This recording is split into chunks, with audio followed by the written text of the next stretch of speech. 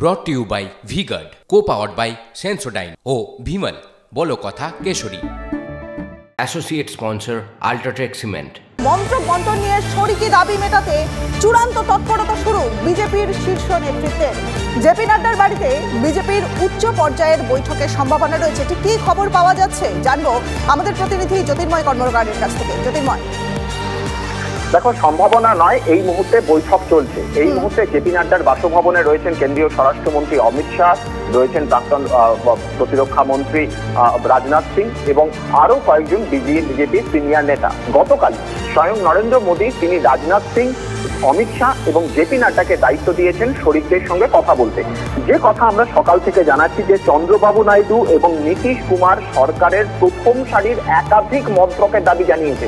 নীতিন গাডকারির হাতে যে মন্ত্রক ছিল সেই মন্ত্রক থেকে শুরু করে শিক্ষা, স্বাস্থ্য, নগরোন্নয়ন, গ্রামোন্নয়নের মতো গুরুত্বপূর্ণ মন্ত্রক তারা চেয়েছেন। যে মন্ত্রক হাতছাড়া হয়ে গেলে বিজেপির পক্ষে সরকার পরিচালনার কার্যত কোনো ভূমিকাই থাকবে না।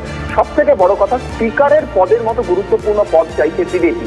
আর এই কাঁটা সামলাতেই গুরুত্বপূর্ণ বৈঠকে বসেছেন অমিত শাহ, জেপি নাড্ডা এবং তার পাশাপাশি রাজনাথ সিং। যে খবর আমরা পাচ্ছি যে এই দাবি মেটানো যে সম্ভব নয় বিজেপির সূত্র থেকে, সে খবর আমরা ইতিমধ্যেই পাচ্ছি, বিজেপি নেতৃত্ব মনে করছে। কিন্তু বিকল্প হিসেবে কোন কোন অফার তাদেরকে দেওয়া যেতে পারে, কোন কোন মন্ত্রকের অফার তাদেরকে দেওয়া যেতে পারে, তার ভিত্তিতেই কিন্তু এই আলোচনা শুরু হবে। ফলত প্রথমে নিজেদের মধ্যে বিষয়টি চোখে নেওয়ার চেষ্টা করছেন এবং সেই ব্লুপ্রিন্ট তৈরি করতেই এই মুহূর্তে জেপি নাড্ডার বাসভবনে রাজনাথ সিং এবং অমিত শাহ বৈঠক করছেন যে কোন কোন মন্ত্রক বিকল্প হিসেবে নীতিশ কুমার এবং চন্দ্রবাবু নাইডু এবং তার পাশাপাশি জেডিএস, এলজেপি, শিবসেনা তাদেরকে দেওয়া হবে, সেই ছক তৈরি করতে এই মুহূর্তে বৈঠক চলছে। বেশ জ্যোতির্ময়, তার মানে এই যে বৈঠক, দেশের রাজনীতির ক্ষেত্রে এই বৈঠক কিন্তু যথেষ্ট গুরুত্বপূর্ণ। ধন্যবাদ তোমাকে।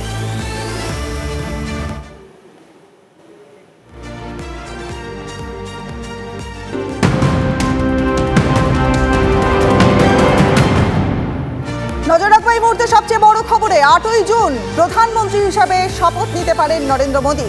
মোদী সরকারের শপথ অনুষ্ঠানে আসতে পারেন শেখ হাসিনা। মোদীকে শুভেচ্ছা জানিয়েছেন হাসিনা। সীমান্তের সংঘাতের আবহেও মোদীকে শুভেচ্ছা চীনের। নরেন্দ্র মোদীকে শুভেচ্ছা জানিয়েছেন বিভিন্ন রাষ্ট্র নেতারাও। আর দিল্লিতে অখিলেশ যাদবের সঙ্গে বৈঠক অভিষেক বন্দ্যোপাধ্যায়ের। প্রায় 45 মিনিট চলে বৈঠক। ইন্ডিয়া জোটের সমান্তরালে আঞ্চলিক শক্তিগুলোকে ঐক্যবদ্ধ করার প্রচেষ্টাতেই কি এই বৈঠক? বৈঠক শেষে অভিষেক জানিয়েছেন যে এটা একটা সৌজন্য সাক্ষাৎ।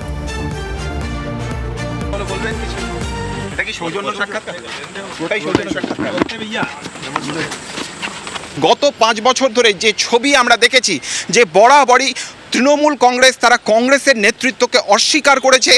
ইউপিএ থেকে এনডিএতে উত্তরণের ক্ষেত্রেও বরাবরই বড় কারণ ছিল এই কংগ্রেসের নেতৃত্বকে অস্বীকার করা। ফলত এবারে আবারও নতুন করে আঞ্চলিক শক্তিগুলিকে সমান্তরালভাবে অর্থাৎ ইন্ডিয়া জোটের সমান্তরালভাবে জোটবদ্ধ করার কোনো প্রচেষ্টা তৃণমূল কংগ্রেস, মমতা বন্দ্যোপাধ্যায়, অভিষেক বন্দ্যোপাধ্যায় করছেন কিনা সেটাই এই মুহূর্তে সবথেকে গুরুত্বপূর্ণ প্রশ্ন। কারণ আলাদাভাবে অভিষেক কেন দেখা করলেন অখিলেশ যাদবের সঙ্গে সে বিষয়ে তিনি মুখ খুললেন না। তিনি জানিয়ে দিলেন সৌজন্য সাক্ষাৎ। কিন্তু সৌজন্যের নেপথ্যে কোন রাজনীতির অঙ্ক থাকছে তার জন্য তাকাতে হবে ভবিষ্যতের দিকেই।